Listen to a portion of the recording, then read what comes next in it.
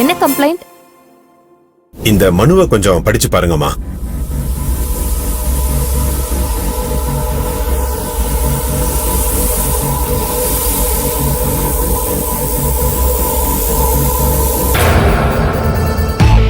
என்ன உங்களுக்கு தெரியாது, ஆனா உங்களை எனக்கு ரொம்ப நல்லா தெரியும்.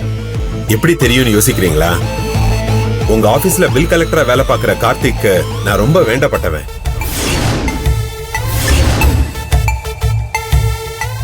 கார்த்திகோட அப்பா சண்முகத்துக்கு நான் நண்பன். கார்த்தி என்ன வாயார மாமான்னு தான் கூப்பிடுவாரு. ஆனா அந்த குடும்பத்துக்கு நான் யாருன்னு கேட்டா நன்றி உள்ளவன்னு தான் சொல்லுவேன். இதான் என்னுடைய அறிமுகம்மா. இந்த அறிமுகம் எதுக்குன்னா, நீங்க இந்த மனுவை அவசரப்பட்டு கிழிச்சு குப்பை தொட்டியில போட்டுறக்கூடாது இல்லையா, அதுக்காகத்தான். உங்ககிட்ட கொஞ்சம் பேசணும்மா. கோவப்படாம கொஞ்சம் பொறுமையா இந்த மனுவை படிங்கம்மா. எந்த சூழ்நிலையில கார்த்தி அண்ணத்தை கல்யாணம் பண்ணிக்கிட்டான் தெரியுமா?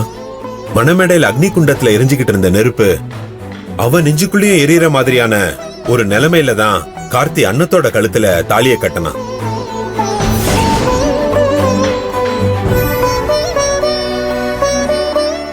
அந்த அண்ணன் பாவம்மா.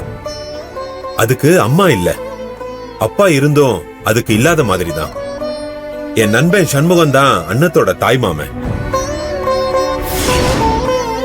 சண்முகத்தை அண்ணத்தோட தாய் மாமன்னு சொல்றதை விட தாயா இருக்கிற மாமன்னு தான் சொல்லணும். அதனாலதான் அண்ணத்தோட கழுத்துல தாலியே கட்டாம தன்னோட மூத்த புள்ள ஓடி போனதும் அதே மணமேடையிலேயே தான் 2வது புள்ளைய அண்ணத்தோட கழுத்துல தாலி கட்ட வச்சாரு.